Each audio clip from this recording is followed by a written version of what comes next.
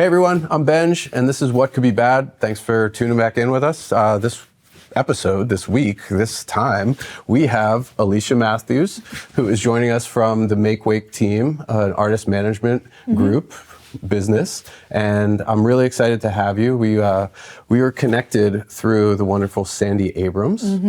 I appreciate that you took some time out of your life to chat about yours. Absolutely. Thank you so much for having me. Yeah, you're very welcome. This is very fun. Yeah, totally. And in Nashville, Music City makes sense to connect here with both of our, history in the music business. Yes. Yep. I like to start at the beginning whenever I'm talking to someone who's in music and ask what draws you to music, what created your passion for it?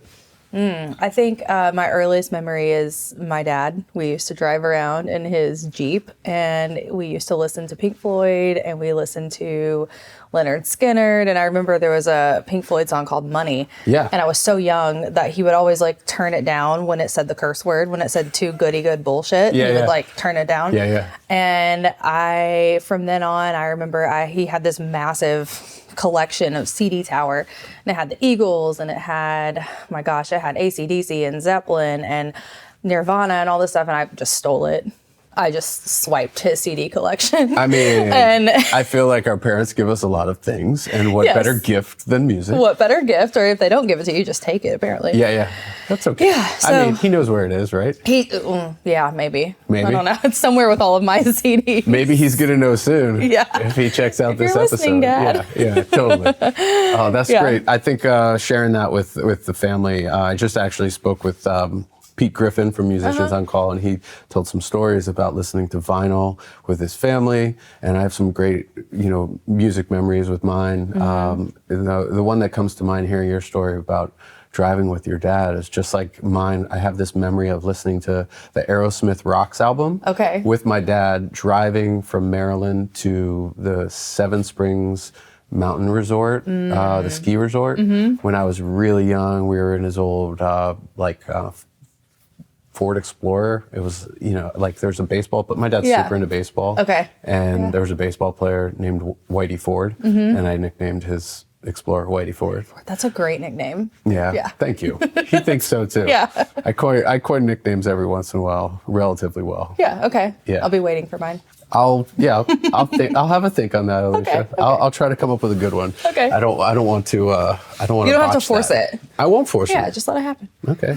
I mean, AM's a good one. It is a good one. Peppy in the morning. You're not a morning person? You know what? The older I get, the more I'm a morning person. Okay. I like my 9, 10 p.m. bedtime, and then I'm up at 7, good to go. Yeah. Do you have a routine in the morning? I do. What do you like to start your day doing? So normally I get up, make my bed, feed the dog. We usually go for a walk.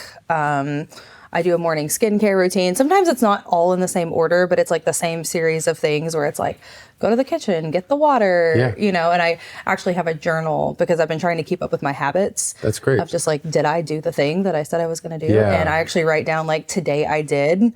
And I'll be I drank my water, I did my morning walk, I took the dog out, I did my skincare, I made a healthy breakfast, whatever. Yeah, that's great. Kind of checking in with yourself to make sure you're living the way you want to live. Yeah. Trying to do that before I check the phone, but we're not quite there yet. That's hard. I actually have the same goal, and I try not to even I saw something recently about you should never want to know or know what time it is during the night because it'll if our phone's there, obviously that's one of the things that's going to happen. I wake up sometimes, and now I'm trying not to do that. Something about just not that not being an instinctual reaction, I think is really helpful. And also to have time in the morning, to have that routine of healthy wake up stuff. Not immersing yourself in the social media. I think, have you heard of this thing do you do this or do you not check your phone because have you heard this same fact? If you check your phone first thing in the morning, you're more apt to do it throughout the day. Oh, I haven't heard that. It was I follow a lot of people on the gram. And there was a neuroscientist who was saying you interrupt the way your I don't know, like the alpha waves, or there's all these different kind of waves of how your brain works throughout the day. Oh. And at the beginning of the day, the phone will disrupt the normal course of your sort of alignment and circadian rhythm. Interesting. And so basically, like, not checking your phone has benefits we don't really see or know about, like, innately. Yeah. So, I mean, I'm doing it also because I spend way too much time on my phone, and I don't want to. And it's actually starting to, like, I think, mess with my hands, perhaps. Honestly, I'm like, I'm going to die. My fingers are going to be like crinkled up like that. Yeah. Hopefully that doesn't happen for a really long time. And you get some stretches. Just have time to, like, stretch them out. Yeah. It's a good thing to do. When I had all my health issues during the pandemic, actually, I learned a ton of great hand exercises. So if you want any notes, or you want me to send you some silly videos of me moving my hands, like, that and showing might be really helpful. Yeah, they're therapeutic things. Yeah. You know, and I learned them because I had to, but now that I'm out of it, like, I actually still use them, like, when I'm on tour, and you know, they're helpful. I mean, obviously playing with your instrument as well, like that requires some level of, like, taking care of your hands. Yeah, totally. I mean, there's a bunch of different, like, just easy stretches, just holding that for 10 seconds, holding that for 10 seconds will stretch all the tendons. And, like, your wrists and stuff. Yeah, your carpal tunnel stuff, all the myelin sheath around your carpal tunnel. Okay. Yeah. Okay. Noted. Yeah, it's just one of those things. There's a bunch more. And there's some that involve, like, silly putty, which is pretty cool. Ooh, that's kind of fun. Yeah. Inner child. Yeah, totally. I'm like, I mean, can I have it? Look, we all want to play. We don't want things to be too serious. You know? I think when they do get too serious, they get too stressful sometimes. Sometimes you got to be serious, obviously. Yeah. But there's a time and a place. Yeah. And hopefully not too often, in my opinion. Not too often, yeah. You know, back to what you were saying about checking your phone in the morning and kind of what our conversation is about with the music industry and all of that. I was living in and we don't have to go here right now if you don't want to. No, I'd love to. I mean, if you're ready to go in, let's go. It's all fluid, and I really want to learn from your experience, and I want people to hear about you. That's why we're here. So please. All right. Well, I mean, I remember ever since I started in the business, it was the first job I had actually been at a wedding, and I jumped in the phone with my pool in my dress because we were having such a good time, and the bridal party was jumping in the pool at the end of the wedding, and I was like, yes, this is so fun. And there's a picture of me with my phone, like, tucked into my dress, and I was like, oh. So I start my job the next, I don't know, that Monday or whatever it was, and I was like, guys, like, I don't have a phone. And they were trying to set up my email, and I was like, I'm getting a new phone in a couple days. Like, this is a really old phone. Like, can we just wait? And they were like, no. They were like, we want it right now. And I was like, okay, well, you're going to have to do this again in a few days, but go for it. Right. Yeah, knock yourself out.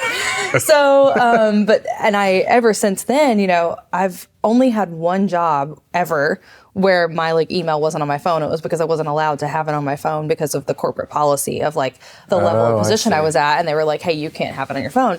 And I remember coming out of a startup environment where I was like, hey, I need my email on my phone all the time. Like, I need to be reachable. I need to know what's going on. I need to, like, check in. I've got stuff to do, like, whatever. And then going into, like, a corporate role where they were like, according to, like, your level, like, you're not allowed to have it. Yes. And I remember, there's like security protocols and that kind of stuff that prohibits it from being on a personal device. Yeah. And I was, like, kind of annoyed by that because I was like, what do you mean I can't have my email on my phone? It was almost like, what, I'm not, like, important enough to have my email on my phone? Right. Does the CEO have the same situation? Right. No, definitely not. Right. Definitely not. His email's definitely on his phone. Yeah. And I was like, I remember feeling like, oh, well, that's kind of weird, but all right. And now I'm like, can I please not have my email on my phone? But as I kind of came up in the industry, rolling over and checking my phone was, like, second nature. It was like, I rolled over and I was like, is my client okay? Did something explode overnight? Did the bus break down? Did we hit a bridge? True story. Did what? We're going to come back to that. We'll come back to that. There's a story there. Yes. Yeah. And so I was like, that just became an instinct for me to, like, wake up in the morning and be like, what happened? What happened in the 8 hours that I was asleep? My artist is on the road. We had releases coming out. You know, I was working at a majorly indie label at the time. It was very indie, but doing things on a big scale. And so in that role, I was kind of responsible for things that at that level, I probably in a normal organization would not have been responsible for. Right. But I learned a lot. It was great. Yeah. But yeah, so almost my entire career up until the last few years, I have just impulsively like checked my phone and been like, what's going on with everyone else around me? Is my team okay? Is my artist okay? Is my client okay? Did we, what did I miss? Yeah. Because I think there's a lot of urgency that's communicated where a lot of some things, yeah, absolutely. Like you hit a bridge, emergency. Sure. And I mean, that's you taking care of your people. Yeah. There's a responsibility there. And I admire your dedication. But does it cross the line with what's healthy for you? Right. Where is that? And that's part of what I think it takes in some way to be a great, manager, because you're part of the team. And when someone's on the road, as I can share, it's not just during the show. Right. It's the whole tour. It's the whole time. And the tour managers who are out there, they deal with stuff in the middle of the night. They deal with it whenever it happens. And I mean, our management gets calls when they need to get calls, and that's part of it. But what did that feel like for you? It felt like this constant, I was reading something the other day, and it's like that feeling of like, when you're about to like tip back in a chair and you like think you're about to fall. It felt like that all the time. It felt like you were like standing on the edge of something and that you just like misstepped and were about to like tumble. Yeah. Wow. And I think that's the gut feeling that I felt was like I was just like about to fall out of a chair at all times. And I was waiting for the next thing to fall. Like I was like waiting There's for... an anticipation, and that's anxiety. Yeah, it's an anxiety. Oh yeah, we definitely have addressed that in the last couple of years as well. Me too. Yeah. Yeah, thankfully. Do you see a therapist? I do. Yeah, I do. me I too. see a therapist every other week, sometimes weekly, depending on what's going on. They're fluid with your needs. We have a standing bi-weekly. That's great. Yeah. Yeah, and you can go in between when you need to. That's a very similar thing to mine. Yeah. And I mean, God bless them for like the reflection and the ability to just like sit there and take in whatever we need to give. Yeah. I think it's so helpful. I just talked to Pete about this a little bit, and he was in the mindset of like, you only go to a therapist when there's like a big problem you need to resolve. But it's therapy like in a different way where it's an ongoing, I don't want to say service, but it's like it's an ongoing like aid to living healthy mentally. Yeah. And obviously our mental health affects our physical health, which is a lesson I learned the hard way. Yeah. But and it goes both ways, right? Because your physical health will also obviously screw with your mental health if you're not taking care of it. But so how did you get into therapy? Was it recent? Was it like something that someone like was like, you need to try this, or how did you get there? This is a juicy one. So it was the pandemic, and I'm from Chattanooga originally in Tennessee, so a couple hours east of Nashville. And when the pandemic hit, we kind of went remote, and I moved home to be closer to my family because they live out in the middle of nowhere. And I was like, well, what better place to ride out a pandemic other than in the middle of nowhere with less people? Yeah. So I was working from home, and I had been in Nashville for 10 years at that point, and I really... this is a whole other story, but I was working 7 days a week trying to make ends meet. I was like on my label salary. I was working part-time in a boutique. And I never went home. I didn't see my family at all, which is, we could go for miles on that. But yeah, I imagine they weren't too psyched. No. And they, and there's a lot of things I missed. Like they were like, are you going to come home this weekend? And I was like, I can't, I'm working, and I look back on that. And so I moved home. And I was working remotely, and there were a couple of situations that came up that week where Nashville had just gotten hit by a tornado.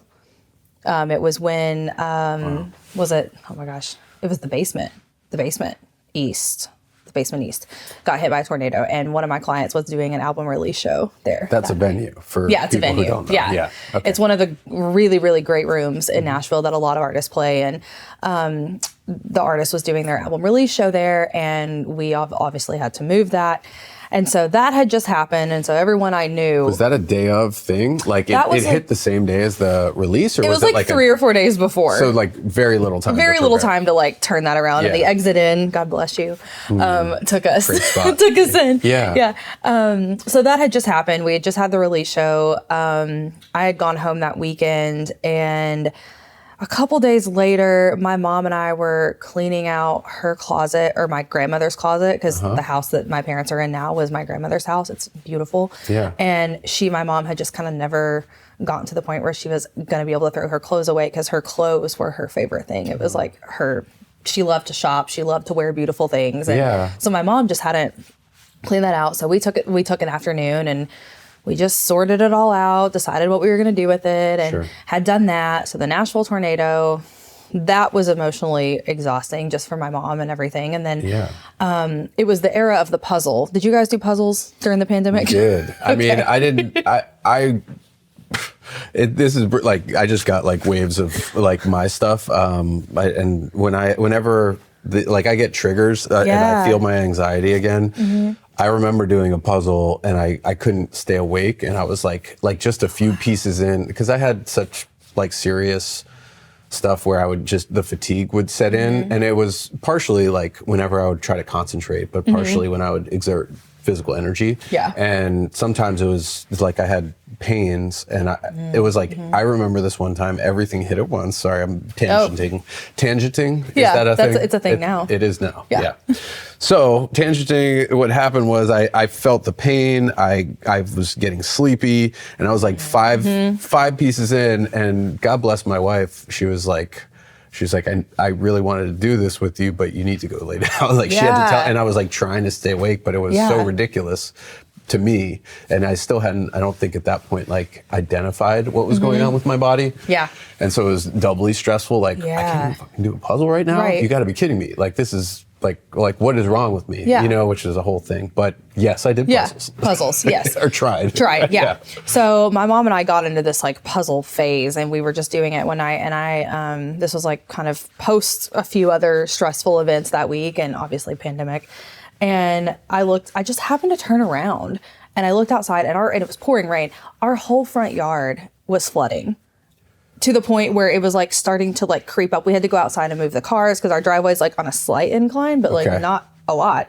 And we realized that the creek behind our house had jumped the bank and was like coming up over into our front yard. And then I was like slowly just like watching this water. Do you have like, steps up we to the house? We do have steps, it was like up to the first step. And I was like, okay. So that happens. So obviously, like, we're in a Sunday night, like we're in a panic. Monday, I think I was like on the phone all day. I had calls on the hour, every hour, just constant. Yeah. And I was supposed to have sent an email after one of those phone calls. And I was like, you know what? I was like, I'm going to do this tomorrow. I was like, I don't have the mental capacity to speak to another human right now. You were spent. I was done. Yeah. I was done. So I was like, I'm just going to go eat dinner with my family, email tomorrow. Sure. And so tomorrow afternoon rolled around, sent the email, finally got through everything from that day, sent the email, whatever. And I, long story short, ended up with a very not nice phone call from one of my bosses, not at the current company that I'm at right now. Yeah. And it was I can't even remember what was said to me, but it like shook me to my core that this was the reaction that I was getting over an email that I sent a day late. And my parents were in the room, and they were like, did that just happen? And I was like, so they heard the whole thing. And I was like, oh, okay. Like, this is not a healthy thing. No. Did you attribute it to you, like, just like it purely being an email that was sent late? Or do you think there was sexism involved? And like, what was the most bothersome part of that happening? I think for me, it was I took a break because I was spent after working for this client all day. Yeah. And then I do one thing on a timeline that doesn't add up to someone else's like unspoken expectation. Right. And all of a sudden I'm on the chopping block, and I'm like, whoa, whoa. Yeah. And so it's I think, an email, like how vital to their success as an artist. Yeah, and it was like the thing was going to happen. We were going to do the thing. It was moving forward. Like there was really no, like, other than being in the middle of a pandemic and having, being thankful to have a job and like not obviously wanting to mess that up, but like being like, hey, like there's a lot going on here. Like, can we just take a breath? Like your house is about to flood. Yeah. You're working for an artist. You're spending your whole day on this stuff. Yeah. And I was like, whoa. I think for me, it was the like visceral reaction that this person seemed to have over the very small infraction. Yes. I was like, whoa. Yeah. Okay. Yeah, it was like a tidal wave reaction. Yes. Yeah. Over a pebble. Very small thing. Does this have anything to do with the bridge? No. No, okay. No, that's a different one. Just checking. No, it's a different story. Different story. We'll come back to the bridge. So, so I am like toddler boo-hooing. I'm a 32-year-old woman, and I am just like bawling. Oh, yeah. Whew, it's bringing it up right now. Yeah. So I'm it's just okay. like Feel crying it. It's my all eyes good. out. Safe space. Mm-hmm. And my dad like sits me down at the kitchen table, and he was like, I have watched people in my family work themselves into literal death. He was like, there was a person in our family who worked herself to the point where she was so sick, physically, mentally, everything, that she passed away. What? And he was like, I don't know what else you're dealing with, but like, if you don't get help, like I can see that path. And I was like, whoa, okay. So it took my dad being like, he's witnessing. He's seeing it for the first time. And I would obviously arguably say that like prior to moving home, like my mental health was not great for various other reasons, like work, personal, there was a lot going on, but like that was the like straw that broke the camel's back. It was like this visceral reaction and me just like boo-hooing like a child, and my dad being like, you got to do something. Yeah. We've He gotta get saw you help. it before you saw it. And he also had experience with another family member being lost to that. I mean, God bless him for, helping you through that. And like, so he said like, you need to do something, but you chose to go to therapy. That wasn't his direct thing. No, he was like, he and my mom like were like, you should consider talking to someone. And I grew up in, and this is nothing against my parents, but I come from the generation of like therapy is for the weak. Like you don't get on medicine. Like you just tough it out. You suck it up. You which is so healthy. Put on your big girl panties. Yeah. Sarcasm. Yes. You got and that. I have to say like there is some of that did help in a way, like the sucking it up, pushing through, being strong and like building resilience. Like I don't want to discredit that in any way, but there is a point when which resilience just becomes I don't even know what the right word is, but well, so, it's important to like be able to like lean on yourself and support yourself and to know you're strong enough to get through something. However, like those tools are not the only tools. No. Like you need to take care of yourself in a lot of different ways, I think, in the climate of our world right now. Yeah. And it's a wonder that maybe that person who yelled at you thinks they're fostering an environment where people would sustain that or be able to sustain that. Yeah. I don't quite understand those kinds of things because I don't think it's ever healthy. Like it doesn't get you anywhere to really scream and yell. It's almost like I see a lot of things reflectively through like how my kid reacts, and I've yelled at my kid, he's a child, and it's terrible that I do that, but I love him nonetheless. When these things happen, it's just, I think part of it learning of like, did that help anything? Like afterwards? No. Like it didn't make things better. It probably made them worse. I was terrified. I was like, every time I had to get on the phone, I was like, is he gonna yell at me again? It took me back to a very like young mindset where I was like afraid of getting in trouble. Like at every turn, I was like, I'm a grown woman. Like, why am I so like, but I mean, it's my livelihood, it's my job. So I'm like, yes, sir, like whatever. Yeah, totally. I mean, that's a hard thing when you're balancing like your work and what you need for yourself. So it's like feeling that, like, was the next step therapy? Was the next step like, I got to get out of this job, I need to find something else?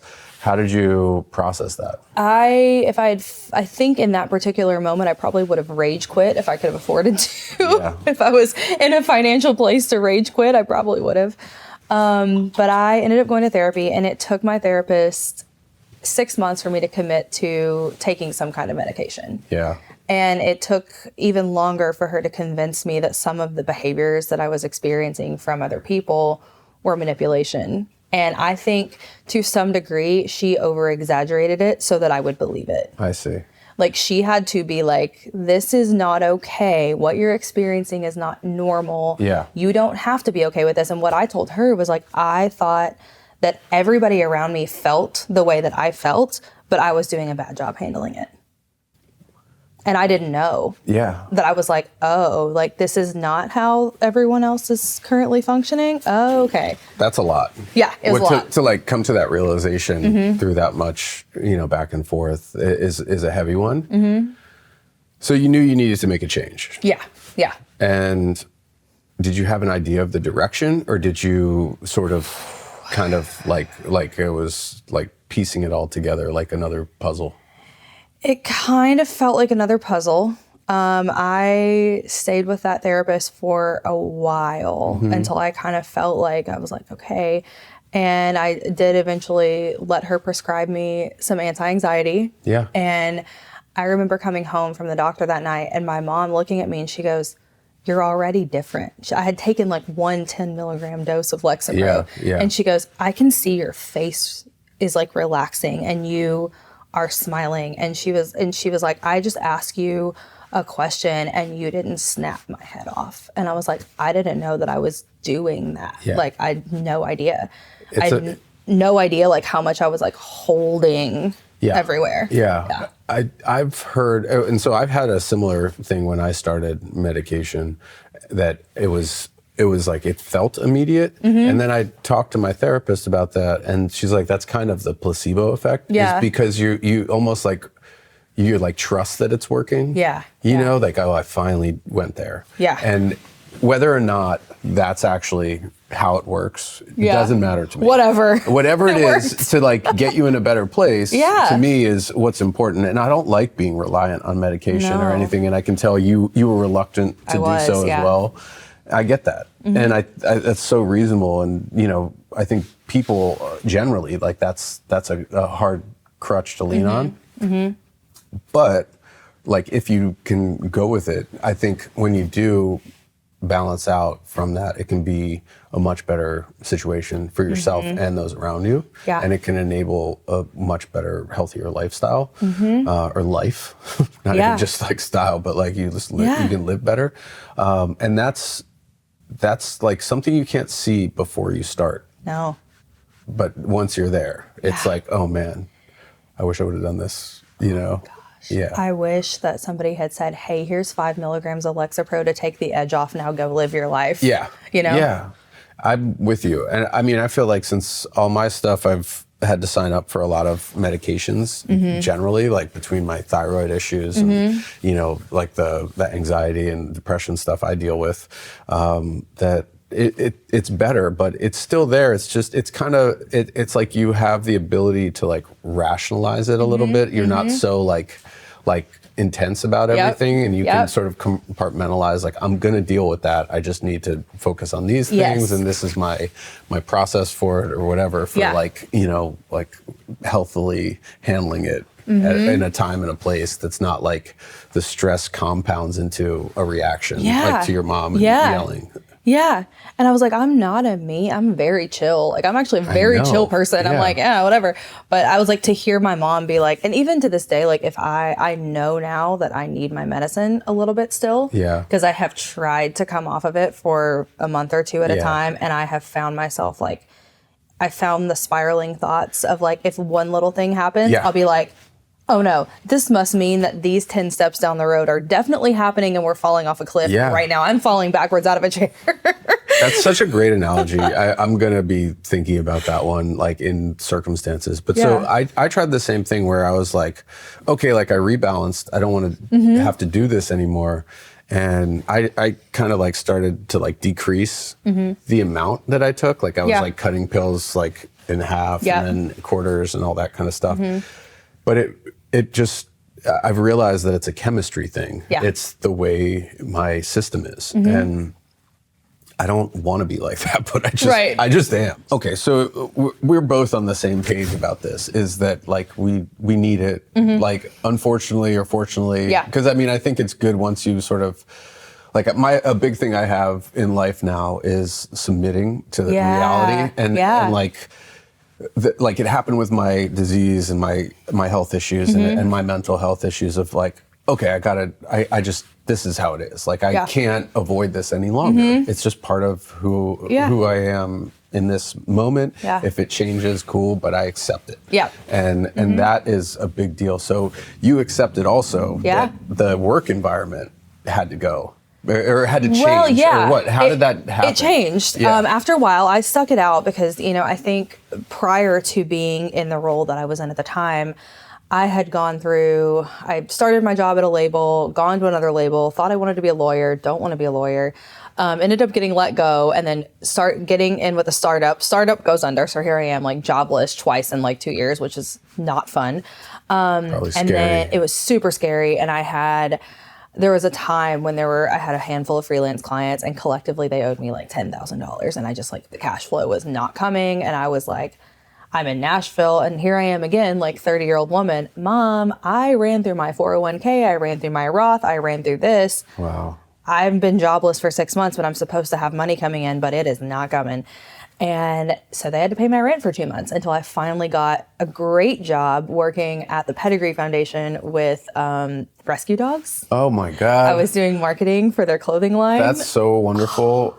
First of all, my pup is a rescue, and that's a wonderful organization and a great thing to spend your time doing. That must have felt so good. It did, and I didn't appreciate it when I had it. Oh, really? No, I did. I loved what I did, and I was having a great time. But I was like, I got to get back into music. I got to get back into music. Because your passion. Yeah, you weren't like living your identity. Right. Okay. I was doing a thing, and I was having a good time, and I felt like I was making an impact, and I was like, this is cool. Yeah. I still want this. Yeah.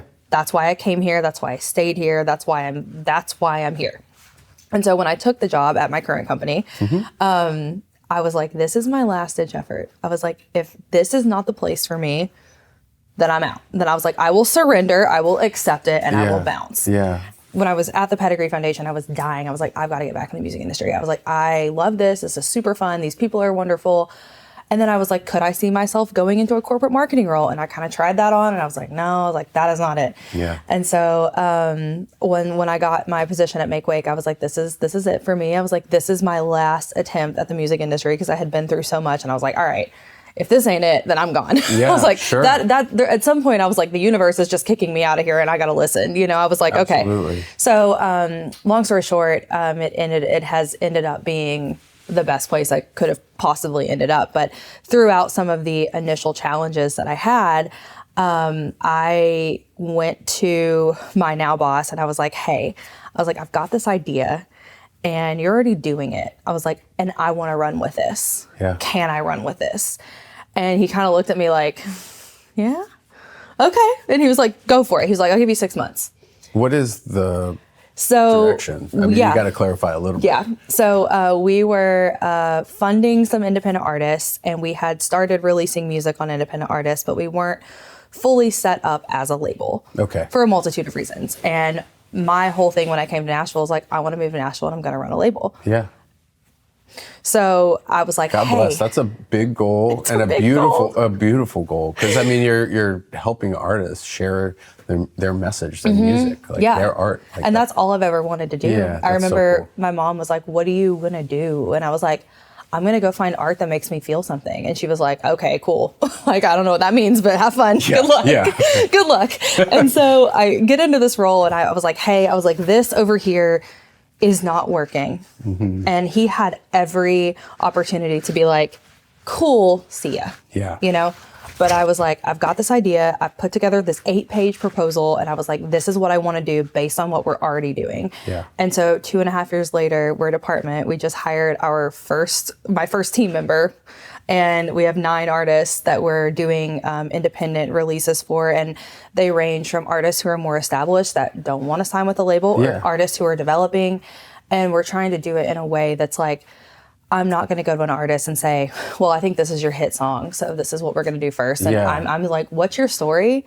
You tell me how you want to tell it, and I'll help you make it make sense from like a rollout perspective. Yeah. So it's kind of flipping the typical model Yeah. on its head, and I'm going to the artist saying, no, you tell me, like, how do you want to tell this? Yeah. If you want to start with a ballad, if you want to start with your banger, I don't care what that is.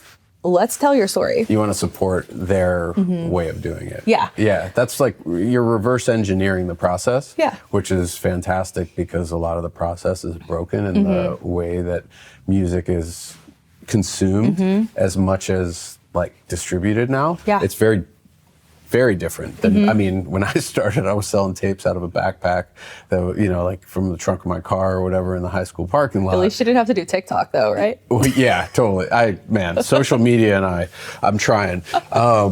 TikTok, tapes out of the backpack. Yeah. I don't know. The backpack thing kind of sounds fun. Yeah, it was really interesting too, because I mean, my band, we were like high speed dubbing tapes like every day after school because they were like people were buying them. So we were like, we need to keep doing this, and eventually we got enough money from that to like go record another 4 or 5 songs, and that became our first album, The Wanderer. Yeah. Which is pretty fun to think back on. Yeah. But anyway, I admire like that you had a big goal, and it's like such a non-linear thing to go from where you started when you set that goal to where you are. Yeah. Looking at it from the now, how does it make you feel to like understand that you've accomplished that? You know, it's most days I don't feel like I have. Yeah. Most days I feel like, I don't know, like most days I feel like I'm just not done yet. Good. Like I haven't told all the that's healthy. stories, and I Yeah. haven't supported all of our artists, and I haven't done the real work. Because like I think one of my why is always to be an advocate for independent artists.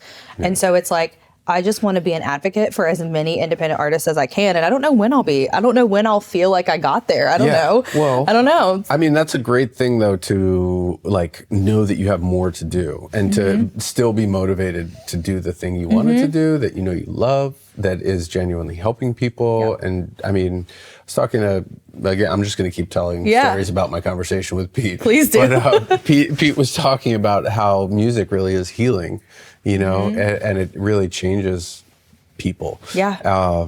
You know, he was telling a specific story about going to a hospital and connecting, you know, with a person who didn't really want anybody to walk in the room and sing a song, but once they did, it was totally different. Yeah. So I think it's a wonderful thing, and especially to like help those independent artists and the artists that are like bigger but don't want to deal with the climate of like getting to a major label or any of that stuff. Yeah. Which is a very tangible, realistic, you know, thought these days. Yeah. You know, like what exactly is being brought to the table has changed a lot, because the labels, I mean, what they used to earn like $9 every time somebody bought an album or whatever, and you know they would sell millions. Right. And now 0.00437. Don't quote me on those numbers. Well, yeah. Now it's like, how many streams can you get? Yeah. You know, Yeah. and I think there's really smart people out there who are taking that into account and changing what they offer and how they offer and the business they offer. In fact, we're working on a new deal with a company. It's not finalized probably by the time this is all done. Cool. But Okay. but we took note of that we didn't want the same typical thing we had done for years. I think it's really attractive to artists to find people who will embrace their vision. Yeah. It's not easy to I think given how, I think from the artist perspective, just speaking as one of knowing when you output stuff, it's a very quick consumption, or somebody scrolls by now. Yeah. That's tough. Whereas before, you know, like having a CD that you loved, you would put someone in your car, or, you know, not put them, I guess. That's Put you in my car. It's you know, you'd listen to an album with someone in your car or at your home, and it was like a shared experience. Yeah. And now it's very that's like a minute part of the consumption, which I have my own issues with, about the art and all that, of what's changed and what's attractive about doing it. But I think to know, for artists to know that there's companies being mindful of that shift and being mindful of embracing their true desire, you know, and like letting that lead the charge is really a healthy thing for them. Yeah. That's something to be proud of, and obviously you're going to keep doing it. Yes. Which I'm psyched As long as Make Wake and Cappy let me keep doing it, I'm going to keep doing it. I'm sure they will. It sounds like you've got your finger on the pulse in the right way. And as long as there's no bridges that the artists hit. Yeah. What happened with that? Let's go there. So I had, we have a family cabin in North Carolina that prior to the pandemic, because of everything we've talked about, I hadn't been there in like 10 years. I had gone maybe 1 or 2 times before this, and I would always text everybody and I would say, hey guys, we have no phone service, no internet, no TV. We have a radio that picks up a station like 3 hours down the road. Like it is in the middle of nowhere. Okay. Fantastic. Yeah. And I hadn't been in a while. And so my parents were like, hey, do you want to come up for the weekend? And I was like, sure, sounds great. Everything's fine. We have a tour manager, they're on the road. Everything's good, whatever. Yeah. And the only thing we didn't have that weekend was, the bandwagons. So it's not an RV, but it's not a bus. It's not a van. It's like a bandwagon. So it's kind of like a Class C RV. With Yeah. So we didn't have a bus driver. And our artist was like, you know what? I can handle this. We're like, all right, cool. You can handle it. So I wake up Saturday morning, and luckily one of my friends up there has Wi-Fi. And so I would go over and I would just be like, hey, can I log on and like check my iMessage, check my email really quick, make sure we're golden on the road. And I have like 10 text messages. We hit a bridge. The AC unit ripped off the top of the Oh my God. And it's funny now, but it was not funny then at all whatsoever for anyone. And of course, me being me, I was like, oh my God, I took a break for the weekend and now my artist hit a bus and I'm not there or hit a bridge and I'm not there to fix it or help her or whatever. And so of course I'm like panicking. Not only am like, are we okay? Is the band okay? Right. Is the stuff okay? How much money is this going to cost us? Yeah. I'm not okay. Clearly, in a vehicle, you need air conditioning, if at all possible. Yeah. So on the off chance that I didn't roll over and check my phone, we hit a bridge. So trauma, I don't know if that's what that is, but that's like one of those There's experiences. an element of that. Yeah. Yeah, I'm like if you that's don't, what I was afraid of. Yeah, like if you don't do it, if you don't check it, maybe something like that's happening. Yeah. There, a buddy of mine just told me about on your phone the do not disturb. Oh yeah. You can set for specific people to break through that, and I didn't even know that. Oh my gosh, but that may be really helpful. Yes. So, or just well, and I didn't even have service. So at that point I was like, you were just completely off the grid. Yeah. But I do use do not disturb, and it drives my team nuts. Yeah. But I've tried to explain, I'm like, hey guys, like if you call me and it goes to voicemail, it's because I'm in a meeting, and whoever I'm in a meeting with, I'm going to give them my intentional time instead of looking over and seeing, oh, who texted, who called, and then my brain getting sidetracked and being like, oh, I wonder what so-and-so wants. It's like, no, I want to give the people that I'm with the time that they deserve, because when I pick up that phone, I'm giving you my time too. Yeah. Like all those other calls are going to voicemail, and I am focused on what this manager, what this artist, like what this team member needs. And it drives them nuts because they're like, every time I call you, it goes to voicemail. And I'm like, because I'm working all the time. But whenever other people call me and I'm talking to you, it also goes to voicemail. Yeah. So it works both ways. Yeah. I think that's an extremely healthy setup. And like I can understand from your team's perspective why it's frustrating, because probably the majority of the people they know will pick up in a meeting, will answer no matter what. Yeah. And I think that's kind of a systemic problem that we're so used to these devices being, making us accessible at every hour. And that's not really a good thing, as we've talked about. So like you, I've got a crazy bus story. We didn't knock off the AC. Okay. We went to visit our old tour manager's family home, kind of similar, like off the grid way out there. And there was like I know this is about you, but we're having fun here too. Yeah, I love this. So there's a road that's like a levee, okay? And it's like a dirt road, and it's like one lane, and it goes like there's fields on both sides that are down about 6 feet on the embankment on each side. Yeah. And we're driving out basically to the middle of nowhere of like upstate New York. And this is beautiful property. Thank you to the Foreman family for allowing us to go out there. And we turned the bus around in a field where the road met the field. Yeah. So that part was fine. And we park and we hang out, and we're shooting guns, doing ATVs and motorcycles, all over dirt bikes and everything all over the property, having a great day off. We watched Evil Dead in the middle of the night with the lights off, like total bonding experience with the brothers. And it was really fun. And, we had our late night fun and all that, and everybody ends up going to sleep on the bus because we were going to take off early. Yeah. And go to the next city, which I don't even remember where we were going, but I just remember waking up and not being able to get out of my bunk.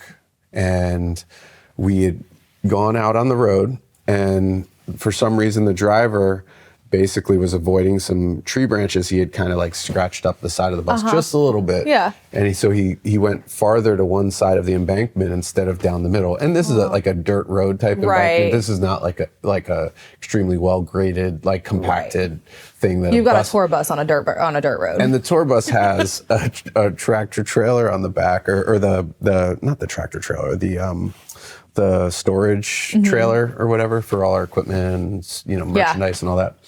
And so the bus basically here's the bus, here's the trailer, and the bus went down off the embankment and it jackknifed. And so the front of the bus was about 8 feet off the ground. Oh my And we had dug into that dirt road, and that jackknife was what was keeping us from moving. And we're one side of the bus is obviously the way it went down. It was I was on this side and I couldn't, and hopefully this is in camera. So I couldn't get out of my bunk, and then the guys on that side were falling out. And then we went to the front, and for where the door was positioned, it was because the front door is on this side, we couldn't, it was so heavy and it was at such an angle, we couldn't open the door. Oh my. And so we ended up basically going to the back of the bus, jumping out that side window that's the emergency exit window. Oh my gosh. And they had to get 2 tow trucks to winch. One was pulling us back straight onto the road, and one had looped a winch around a huge tree to counterbalance as they pulled it back. Yeah. So for those who think touring is just easy, doesn't cause anybody any stress, and it's this glorious, it's a glorious party. Yeah, it has such wonderful benefits. There's so many great moments, but you never know when you're gonna wake up and have an issue, which for you is really, stressful as a manager to always wanting to be there. And I respect that you're dedicated. And that's a whole other thing, is how dedicated do you get to something before it's unhealthy for yourself? Yeah. And then the other side, as a band member, you're out there and you never know. We've hit, sadly, we've hit deer on the road, and and there's times the drivers basically are taught to drive through a problem, unless it's a car or a person or anything. But they're taught, if there's a deer, you don't try to brake, because then the band members can slam into the bunks or wherever they are. If you're, in the bathroom taking a, whatever, you can. You're not supposed to do that on buses. Taking a number one. The number 2 on buses, you never do that. Don't ever do that. It's terrible for everyone. It's rule number 1 of touring. Yeah, totally.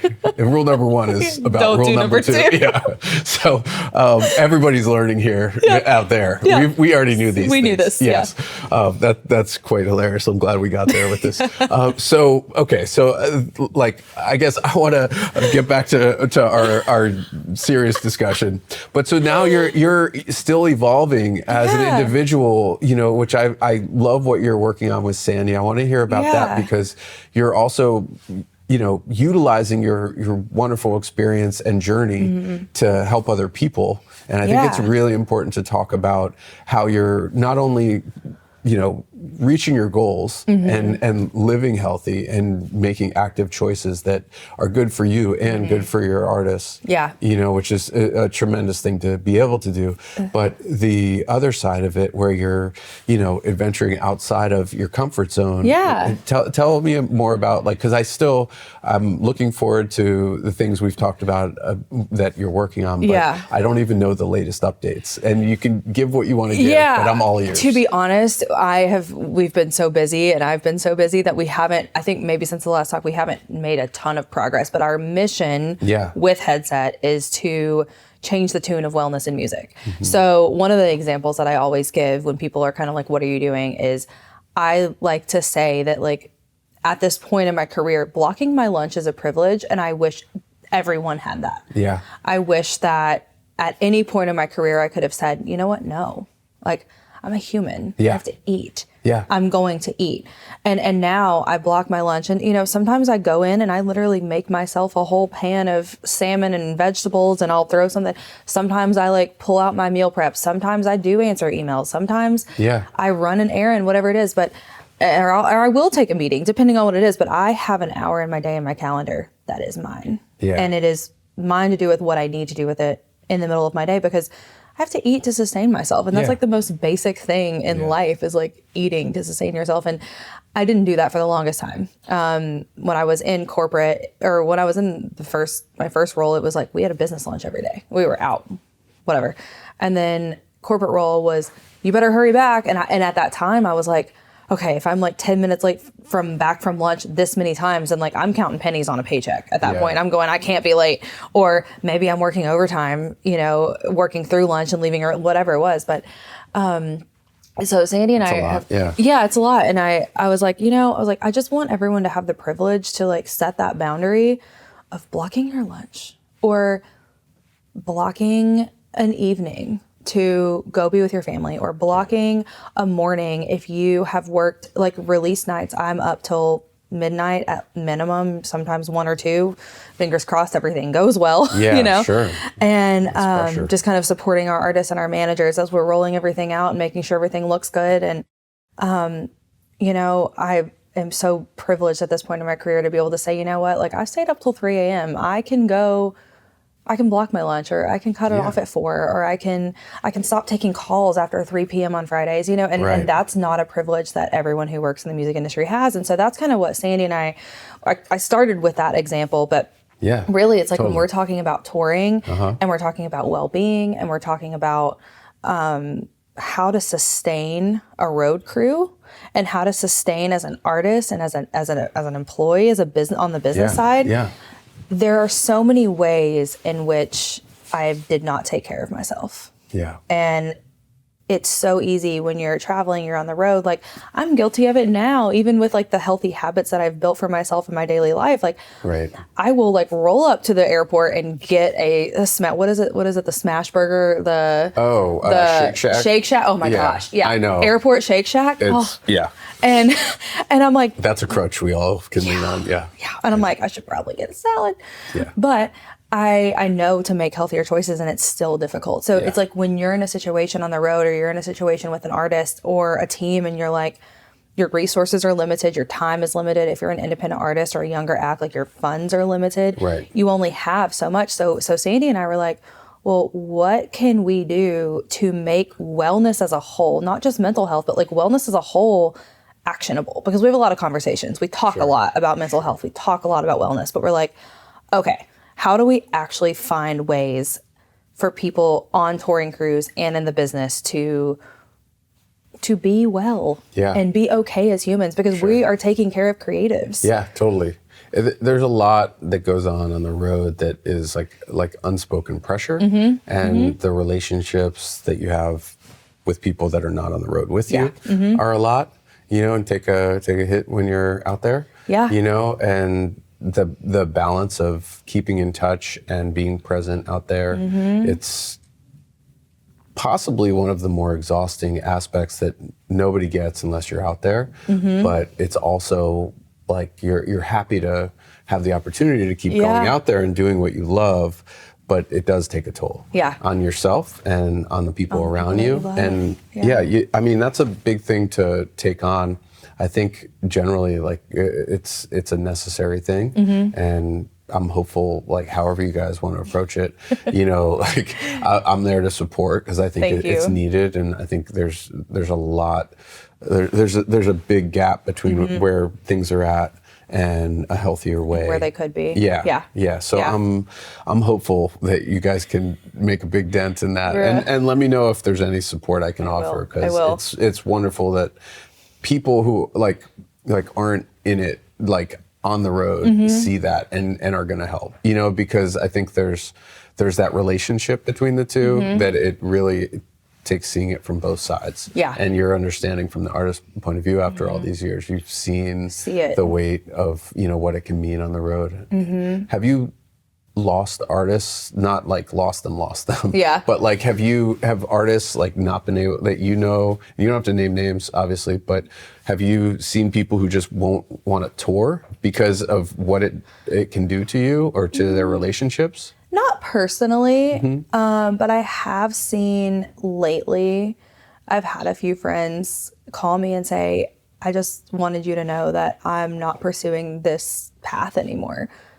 And that's hard to hear, you know, because it's like, man, it's like, how are we failing them at this point? Like, how are we failing? Yeah. Like, how is the system that we've set up and run with for so long? Like, and this wasn't really touring related, you know, specifically, but Sure. it was, hey, I've got this show it's calls like, hey, I've got this show opportunity, but it's the only weekend I have with my husband. Do you think I should take it? Right. And my question to her question was, is it an audience that you need to get in front of? Is this going to move the needle for you? Yeah. And if it's not, then I say don't take it. And then it was, is my agent going to not book me because I said no? And that was heartbreaking. Yeah. I was like, it's no longer about them, their personal feelings Yeah. and like as an artist, what that means. I think that's where it's tricky is like the art is a business. And I mean, good on your artist for knowing that, but also like, it's too bad. Like to your point, like we are failing them if we can't put them first. Right. Because at some point that deterioration of their ability to just emote the way they want to, Right. and when they want to and how they want to, Yeah. all that stuff falls apart. Yeah. That's really interesting. I'm glad I asked you that. And Yeah. I'm glad no one like completely like left it that you were working with as well. No, I haven't I have experienced a feeling that. you like foster a very healthy environment for the people you work with. I try really hard. Yeah, I can tell. One management client currently, and he would totally laugh for me telling you this, but just this morning, I was like, maybe you should take a break. Right. I was like, have you thought about going on vacation? Yeah. And he was like, well, my life's kind of a vacation. I don't like work, you know, a 9 to 5. And I was like, that doesn't matter. I was like, it doesn't matter the hours that you work. It's the amount that you're putting in.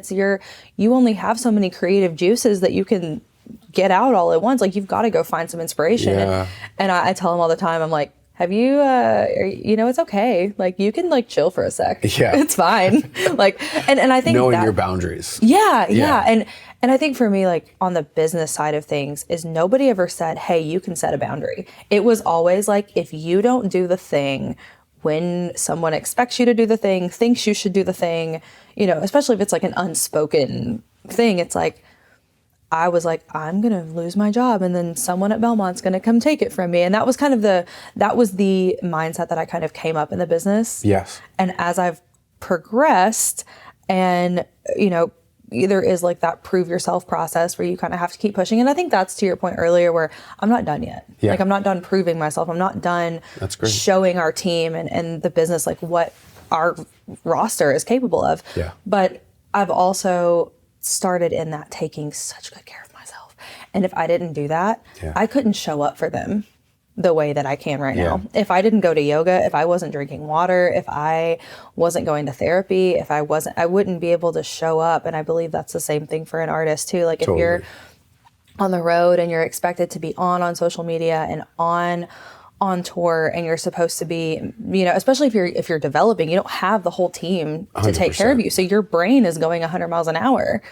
And I think it's like at some point you have to be like, okay, this is what I'm going to focus on. This is what I'm going to do really, really well. Yeah. And like set that boundary and it's okay, you know? I do know. And Yeah, I think I think that's awesome because obviously it's necessary, but a lot of people never do that. And then I think what they can provide their artists falls apart, deteriorates, all of those things again. Like, and that's not the idea. The idea is to set up a sustainable way of working where you can continue for years and years and years. Yeah. And then that benefits the artists over and over. Over and over again. Yeah, and obviously taking good care of yourself is so important. Yep.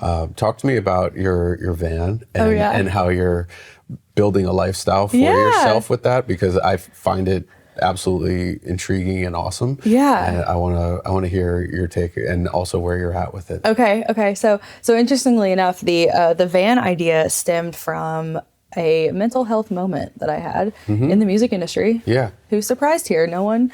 And I was at the beach with my family for a very brief getaway. Okay. And the whole time I was down there was a lot going on, and I was so plugged in, and I was not being the daughter that I wanted to be, and I was just focused on work, and I was like, I gotta get back. I gotta go.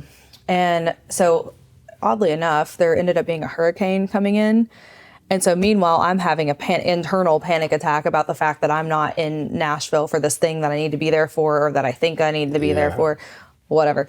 And the hurricane comes and we've got to go. So we leave like 3 days early, drive back home. And on the way home, I'm looking on Instagram and I'm just like scrolling mindlessly. And I see this girl and she's like, why I chose to live in a van. I don't know if that's exactly what she said, but it was like a little reel TikTok and it was like, why I da-da-da-da.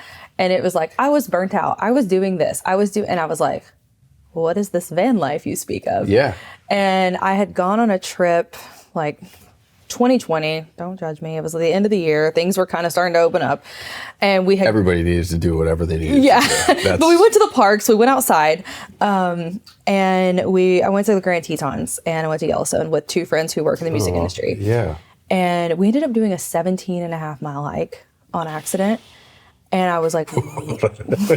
Yeah, that's another story. That's a long accident. It was a very long accident. Yeah. Well, yeah, I mean, it was one of those things where we had hiked 10 miles on purpose the day before. Yeah. And so I feel like I'm going on a million tangents right now. That's so what this is. Go with me. It's just stuff. Yeah, we're just talking. So we were like hiking and we went on this trip and I was like, I haven't been to the mountains. Like I've never done anything crazy. I've really never been to any national parks other than the Smokies, which is like 2 hours from my house. So I was like super pumped. We go have the best time. And I was like, I love the mountains again. Like I'd forgotten that I love to hike, that I love to be outside, that I needed nature. So long story short, we hiked 10 miles the day before. The next day there's like a loop that we were going to do. And it was either 5 miles, 8 miles, or like 15 miles. And so we go on this hike. And when I tell you, by the time we got back to the 5-mile mark, I was crying. I was in pain. My hips, like one of the girls got altitude sickness, so she was unwell.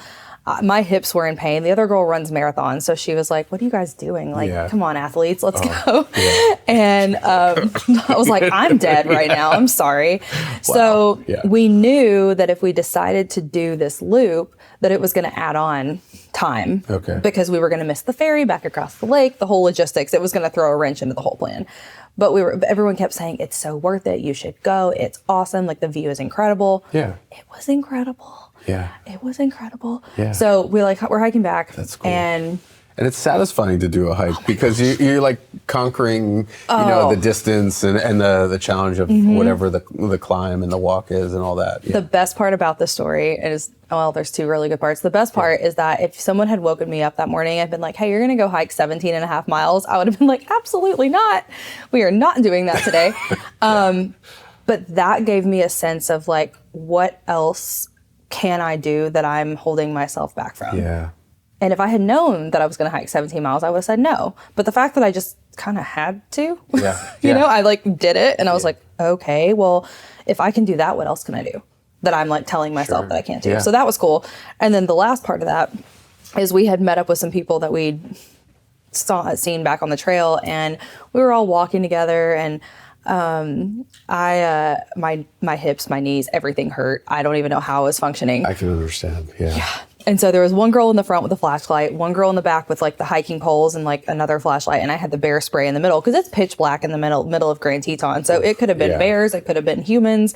It could have been mountain lions. Who knows? Like anything hungry at that point, we were toast. Coyotes, wolves, all the business. Bison. I don't know.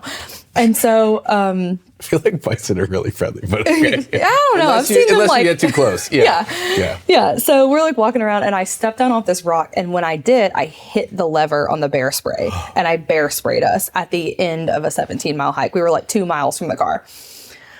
And so we're all of a sudden it just goes psst, and it's like pepper spray? Oh, like Jesus. really strong pepper spray. Like it was awful. Yeah. So me God. and the other girl just got blinded immediately. Luckily, the people that we were with on the trail were, one of the guys was not in the SWAT team. He was like a state trooper, I think. And so he was like, don't touch your eyes, don't move, give me all your water. Yeah. And so he's just like pouring bottles of water into our eyes. Yeah. And that was how we still had to walk like 1.5 miles. So every time we laughed about it, it just kept coming down. Like it was hysterical. Now, once again, now it's funny. If you can look back and have a good laugh on the things that are really painful in life, like it does help. And the girl and I are still friends. So that's good. The friend that I bear sprayed. You didn't lose I didn't lose a friend over it. Bear spraying her? Yeah. No. Wow. So anyway, Good. back to the van. Yeah. So I'm out there and I'm like, oh my gosh, I love this. What is this whole other world of like beauty that I've been missing out on? And when I was in Nashville, I remember when the pandemic hit, I was like, we had a whole week of shows in New York. We had a late night show. I was about to hit the road again. I was on the road and we were hitting the road again. And I remember sitting in my apartment with a bottle of wine and I was like, well, what do I do? Like, who am I outside of this? I had no idea. I was like, I don't know who I am other than Alicia from insert company name. Like, I had no idea. And so that's when I like ended up moving back to Chattanooga. Yeah. And I was on the way home from that trip with my family. And I was like, saw this girl living in a van. And her story was just I resonated with it because I wasn't miserable in my job necessarily, but I was just kind of like functioning as like half a human. Yeah. I was like living this like half life of everybody else's needs and wants and desires before my own, but I didn't even know what mine were. Yeah. And so I see this girl and I'm like, wait a minute, that's cool. And so I thought about it for 3 years. 3 years. I was like, should I buy a van? Should I get an apartment? Should I move back to Nashville? Should I stay in Chattanooga? Should I do both? Should I do more than one thing? Like, how am I going to afford this? Like, what does this even mean? Like, what is an electrical system? I don't know what a solar panel is. Like, whole thing. There's so much to it. It's like a mini house that you have to like condense everything into this very small space. Tiny space. Yeah. And so I was like, it took me 3 years and I would go look at apartments. I would go look at houses. I would go look at vans. I would go look at RVs. I would be like, ooh, maybe I'll get one that's already built so I don't have to do it. No. And every time that I went to look for something else, it's kind of like my journey in the music industry. Every time I looked outside of it for like what I should be doing or trying to find my purpose, I was like, it always kind of pulled me back in. Sure. It's kind of how I felt about the van. I was like, I want a van. I'm gonna buy a van. And I think I knew it probably 6 months before I did it. Yeah. Because I was like looking and I was joking with my mom and I was like, one day I'm gonna wake up and there's gonna be a van in the driveway. Yeah, and she's like, great. I hope you do. And I was like, okay.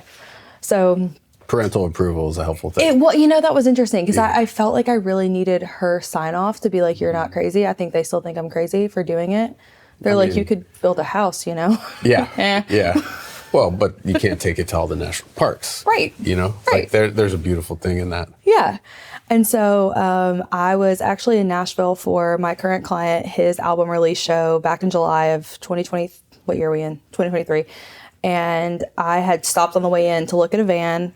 And I was like, okay. All right. And so while I'm sitting in the lobby, they're like running my credit, giving me my numbers, all the things. And one of my best girlfriends called me. And I was kind of like looking for a sign. I was kind of like, all right, should I do this? Like, am I doing this right now? Like, is this happening? Is this the day that I buy the van? And my best girlfriend calls me and she says, hey, she's like, what are you doing? And I was like, I'm sitting in the dealership. Like, what are you doing? She's like, are you buying a van? And I was like, maybe. And she calls and tells me that she's having her second baby.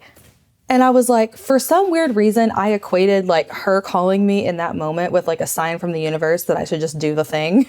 So I was like, I'm going to do the thing. And awesome. I was listening to a Chris Stapleton song, Nobody Wins, Afraid of Losing. Yeah. And I was like, I heard Starting Over and I was like, today's the day. We're going. Thank you, Chris Stapleton. And I just bought it. And so now I've had it for, I don't know, like 8 months or so, whatever. What month are we in? May, April? I guess almost a year. And I have a subfloor. I have insulation. I have purchased my electrical system. So I have all the solar panels. I have the batteries. I have a lot of parts and pieces that I'm not quite sure what to do with yet. You can figure that out. I will figure that out. Lots of Googling and YouTubing. So that's kind of where I'm at with it currently. That's so cool. Yeah. I mean, another dream that you brought to life. Yeah. I think it's great. And the purpose of that is to be healthy, connect with nature, to get out of your headspace. But you can also do that while you work. Yeah. Which is, right? Like that's kind of part of it. That's the goal. Yeah. Is to be fully capable of like living off grid. Yeah. So if I want to go park my van in the middle of Arizona and release music from Arizona for a little while, I can do that. That's so cool. Please let me do that. Hopefully you don't have to like upload huge amounts of gigabytes. Right. Which I dealt with last night trying to figure out how to get this. And thank you, David Koretz, for helping me.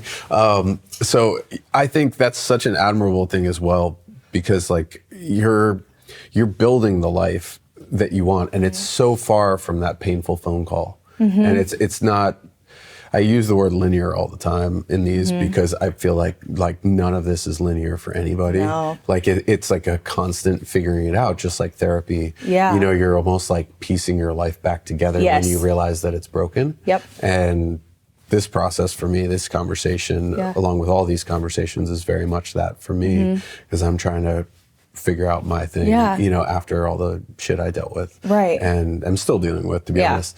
But I'm really thankful that there's people who not only care about the artist making the art that much, but also have realized it's so important for them to care about themselves simultaneously and equally, if not more so, and that you're living the way you are. And I think it's a wonderful example for so many people to realize that even when things seem like so far away and so difficult to reach and like so amorphous as like what the goal really is, but it's in this direction. Yeah. Like you kept at it.